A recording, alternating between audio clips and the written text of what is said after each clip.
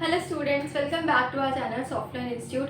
And आज की class में हम डिस्कस करेंगे इंपॉर्टेंट कंप्यूटर की टेक्नोलॉजी के एक्रोनियम्स के बारे में कि कौन कौन से ऐसे कंप्यूटर की टेक्नोलॉजी में ऐसे एब्रिविएशंस हमारे सामने लिखी होती हैं बट हमें उसकी फुल फॉर्म नहीं पता होती। और वहीं अगर कोई हमसे उसकी डेफिनेशन पूछ ले कि क्या होता है तो हम उसको भी नहीं बता पाते बिकॉज हमें उसकी फुल फॉर्म नहीं पता। अगर हमें फुल फॉर्म पता होगी तो भी हम फुल फॉर्म्स में से कुछ वर्ड्स को कलेक्ट करके उनकी डेफिनेशंस को क्रिएट कर सकते हैं, बट वो भी एक प्रोफेशनल वे नहीं है। तो उसको करने के लिए, उसको सीखने के लिए हम आज की क्लास को बहुत ही ज़्यादा ध्यान से पढ़ेंगे। सो इम्पॉर्टेंट, हम टेक्नोलॉजीज की सारी फुल फॉर्म्स देखेंगे कि कौन से वर्ड है और उनकी फुल फॉर्म क्या है, प्लस उनके साथ में डेफिनेशन क्या है। So will covering the definitions as well. So the first one क्या है, आर्टिफिशियल इंटेलिजेंस। तो आर्टिफिशियल इंटेलिजेंस का आपको पता है बहुत ज़्यादा रोल, एक बहुत ही क्रूशियल रोल प्ले हो रहा है टेक्नोलॉजीज के अंदर। तो artificial intelligence, so AI stands for artificial intelligence, technology that stimulates human intelligence in machines। मतलब कि ह्यूमन के इंटेलिजेंस को क्या कर रहा है, मशीन्स में कन्वर्ट कर रहा है कि जो काम ह्यूमंस परफॉर्म करते हैं वही काम मशीन्स भी परफॉर्म करने लग जाए। तो ऐसे एक टेक्नोलॉजी है आर्टिफिशियल इंटेलिजेंस जिसको हम AI बोलते हैं। Next one is IoT, is internet of things, physical devices connected to internet to share the data. अब ये है इंटरनेट ऑफ थिंग्स, मतलब कुछ ऐसे गैजेट्स इसके अंदर आते हैं जो फिजिकल डिवाइसेस है, बट हमने क्या किया है, उनको हमने कनेक्ट कर दिया है इंटरनेट से ताकि वो डेटा को शेयर कर सके, ट्रांसफर कर सके। So that is IoT। SEO is search engine optimization, improving a website visibility in search engine. मतलब सर्च इंजन पर अगर कोई भी, जैसे आप कुछ सर्च करते हो, लेट्स सपोज आप सर्च करो best computer courses nearby, तो आपके पास वहाँ पर सॉफ्टवेयर इंस्टीट्यूट आएगा। तो कैसे आएगा वो, क्योंकि जो सर्च इंजन ऑप्टिमाइजेशन है उसने क्या किया है, उसको इम्प्रूव किया है उसको। सो ये होता है search engine optimization. Then is ICT, information and communication technology is ICT, जो कि इनकम पास करती है सारी टेक्नोलॉजीज को फिर इंफॉर्मेशन एंड कम्युनिकेशंस में। API, application programming interface, a set of tools for building and connecting the software applications। क्या है, एक टूल्स का पूरा सेट है जो किसके लिए होता है, for building and connecting the software application, software applications को कनेक्ट करने के लिए जिसको हम यूज करते हैं। So these are the most important from technologies. उसके बाद आते हैं नेटवर्क्स एंड डेटा मैनेजमेंट पर।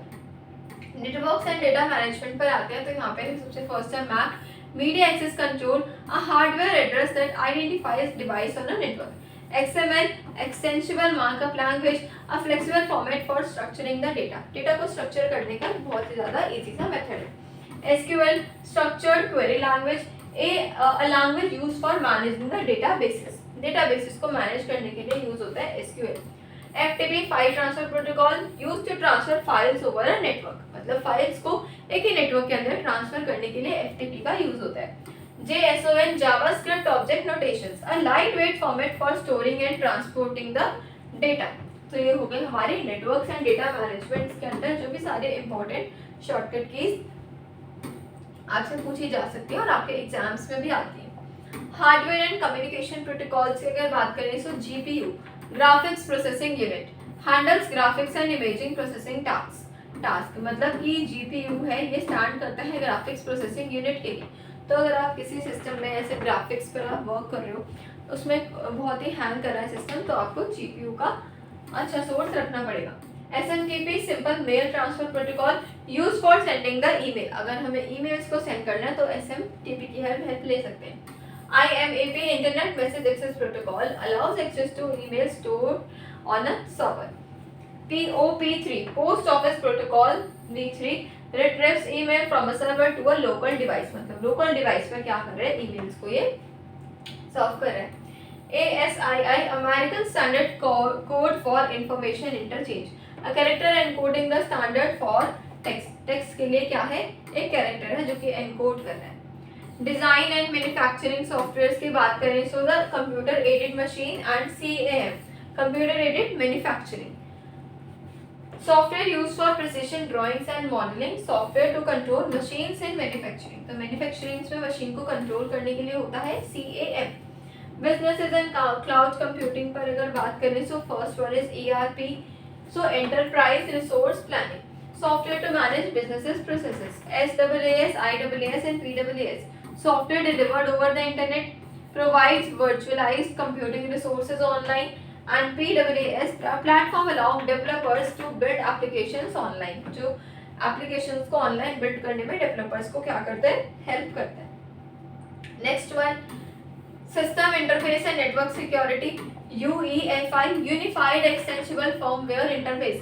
A modern firmware है जो कि help करता है, boost करता है किसको, OS को, operating system को.